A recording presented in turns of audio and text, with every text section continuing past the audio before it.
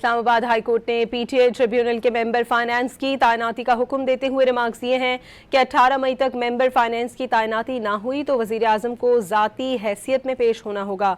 अदालत ने अपने तहरीरी हुक्मनामे में वाज़ेह किया कि अगर मुकर्ररा तारीख तक तैनाती ना की गई तो वज़ीर आज़म के अलावा सेक्रेटरी काबीना और सेक्रेटरी कानून को भी तलब किया जा सकता है।